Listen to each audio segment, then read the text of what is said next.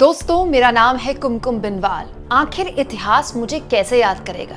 यकीन जानिए, जो बड़े बड़े लोग होते हैं ना, उनके पास ही ये टेंशन होती है या उनको इस बात की हमेशा चिंता होती है कि इतिहास उन्हें कैसे याद रखेगा, क्योंकि वो ये उम्मीद करते हैं कि इतिहास में उनका नाम तो कम से कम दर्ज होगा।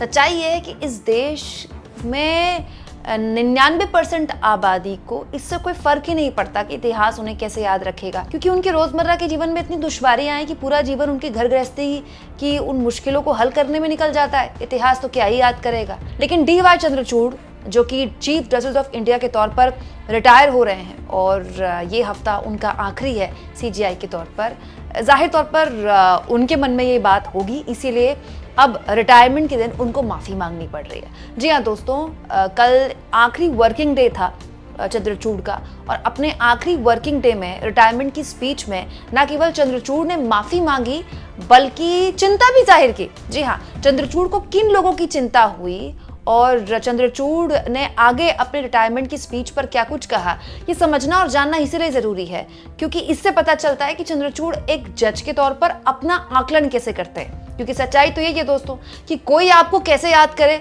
उससे ज़्यादा इंपॉर्टेंट है कि आप अपने आप का आकलन कैसे करते हैं, आप अपने आप को कैसे याद करते हैं। तो अपने इस रिटायरमेंट की जो छोटा सा फंक्शन रखा गया था, उसमें उन्होंने एक छोटी सी स्पीच दी जिसमें उन्होंने हंसते हुए कहा, शायद मैं सबसे ज़्यादा ट्रोल होने वाला व्यक्ति हूँ, लेकिन मुझे ये चिंता है कि सोमवार से क्या होगा। जो लोग मुझे ट्रोल करते थे वो बेरोजगार हो जाएंगे। मैंने अपने व्यक्तिगत जीवन को सार्वजनिक ज्ञान के सामने उजागर किया, और जब आप ऐसा करते हैं तो आप खुद को आलोचनाओं के लिए खोल देते हैं, खासकर आज के सोशल मीडिया युग में। लेकिन मेरे कंधे हर तरह की आलोचनाओं को स्वीकार करने के लिए मजबूत है। अच्छी बात है दोस्तों कि सीजेआई के तौर पर उन्होंने अपने आप को इस सार्वजनिक सोशल मीडिया के दौर में खोला। हालांकि सच्चाई ये है कि बहुत से जानकार इन दिनों, क्योंकि सीजेआई के रिटायरमेंट को लेकर बहुत से लेख मैंने पढ़े, बहुत सी वीडियोस मैंने देखी, तो बहुत से जानकार जो सीजेआई के साथ पहले काम कर चुके हैं वो ये कहते हैं कि जो चंद्रचूड़ साहब थे वो इतने मीडिया सेवी नहीं थे, बहुत शांति से अपना काम किया करते थे जब वो इलाहाबाद हाई कोर्ट में जज थे तब भी, और उसके अलावा भी उन्होंने अलग अलग पद ग्रहण किए हैं, बहुत बड़े बड़े पद ग्रहण किए हैं, लेकिन हमेशा से वो मीडिया सेवी नहीं थे। लेकिन जब से वो सीजेआई बने वो मीडिया सेवी हो गए। मीडिया सेवी मतलब आसान भाषा में कहें तो छपास की बीमारी। मेरे लिए क्या छपा जा रहा है, मेरे लिए क्या लिखा जा रहा है। मैं तो इस बात को सोचकर हैरान हूँ कि आखिर चंद्रचूड़ साहब को इस बात की चिंता भी क्यों होती है कि उनको इतिहास कैसे याद रखेगा, या उनको इस बात कभी मतलब ये बात भी उनके दिमाग में कैसे आता है कि मेरे को ट्रोल करने वाले लोग सोमवार से क्या करेंगे। क्या चंद्रचूड़ साहब अपनी ट्रोलिंग को बहुत गंभीरता से लेते थे, बहुत गौर से देखते थे?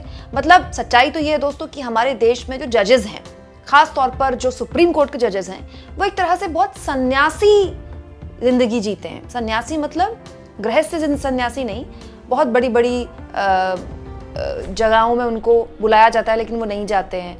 बहुत ऐसे कार्यक्रमों में उनको आमंत्रित किया जाता है लेकिन वो ठुकरा देते हैं वो निमंत्रण, क्योंकि ये जो जिम्मेदारी है ये बड़ी अलग तरह की जिम्मेदारी है। ये सरकार चलाने से कहीं ज़्यादा बड़ी जिम्मेदारी है। इसमें आपके सामने बहुत से फैसले आपको देने होंगे जिसमें सरकार एक पक्ष है या फिर कोई दूसरा पक्ष है। तो अमूमन जो जजेस होते हैं, सुप्रीम कोर्ट के जजेस होते हैं, आपने उनको कभी भी इतना मीडिया से भी नहीं देखा होगा कि उन पर हेडलाइन बन रही है, उन पर खबरें बन रही हैं। लेकिन चंद्रचूड़ साहब ने खुद किया है।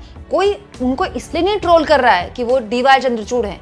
कोई उनको अगर ट्रोल भी कर रहा है दोस्तों तो उनके फैसलों के आधार पर कर रहा है। व्यक्तिगत तो चंद्रचूड़ साहब का किसी से कोई लेना देना है ही नहीं।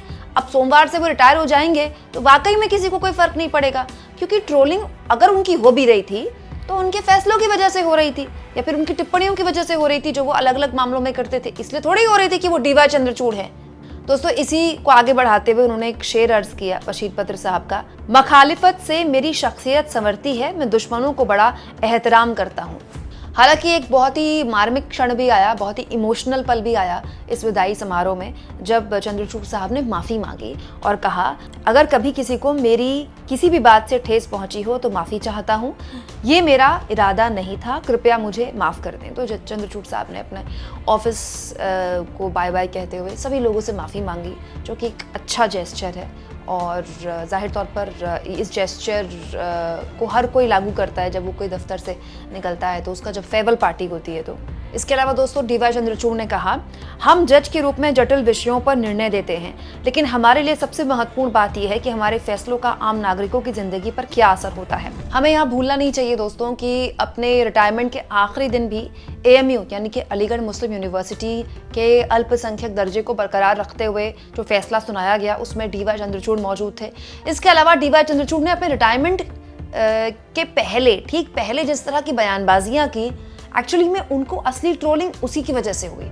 नहीं तो डीवाई चंद्रचूड़ जब उन्होंने पदभार संभाला था CGI के तौर पर, तो मुझे याद है मैंने ही खबर बनाई थी कि ये आम आदमी के जज हैं। उनके लिए कहा भी जाता था कि ये आम आदमी के जज हैं। और अलग अलग मामले हमने देखे जिसमें डीवाई चंद्रचूड़ ने बहुत ऐतिहासिक फैसले सुनाए, और जिस तरह की टिप्पणियां डीवाई चंद्रचूड़ अपने फैसलों पर करते थे और उनको बाकायदा मीडिया में स्पेस मिलती थी, वो आज से पहले बहुत कम देखने को मिला है।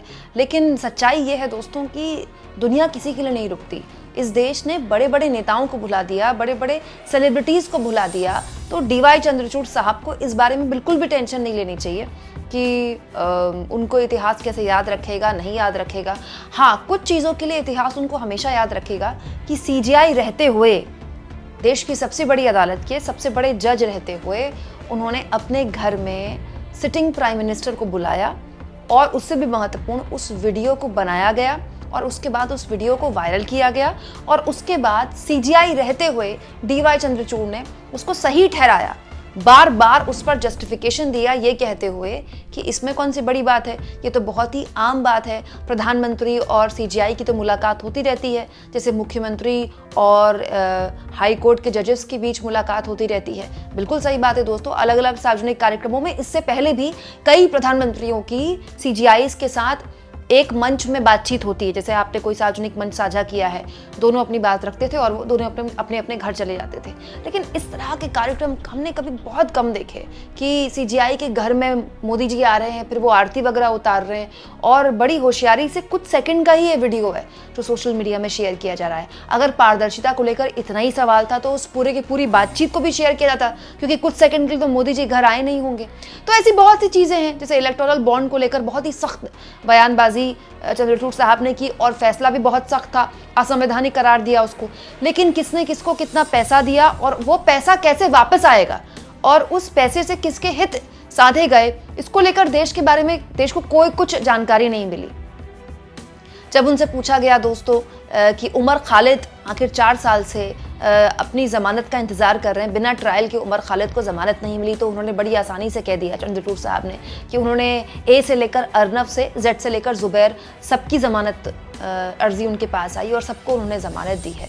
तो बातें करने को की जा सकती हैं, लेकिन ये बात सच है कि चंद्रचूड़ साहब को अब इससे आगे निकल जाना चाहिए। और मुझे लगता है कि सोमवार से अगर अपनी ट्रोलिंग को लेकर वो परेशान भी रहते थे तो शायद इस तरह की ट्रोलिंग का सामना उन्हें आगे ना करना पड़े। अब देखना दिलचस्प होगा दोस्तों कि चंद्रचूड़ साहब आगे अपनी सेवाएं किस रूप में देखते हैं। क्या वो एक फिलैंथ्रोपिस्ट की तरह रहते हैं समाज में, या फिर एक रिटायर्ड जज की तरह रहते हैं, या फिर उनके आगे के क्या प्लान हैं। क्योंकि हमने देखा है हमारे देश में कई जजेस आगे सांसद भी बने, अलग अलग पदों में भी रहे। तो आपके हिसाब से चंद्रचूड़ साहब आगे अपनी ज़िंदगी के बारे में क्या सोचते होंगे, कमेंट बॉक्स में ज़रूर लिखें। और जितना हो सके दोस्तों चैनल को शेयर करें, सब्सक्राइब करें, और थैंक्स और ज्वाइन के ऑप्शन से अगर आप चाहें तो कुछ आर्थिक मदद भी चैनल की ज़रूर करें।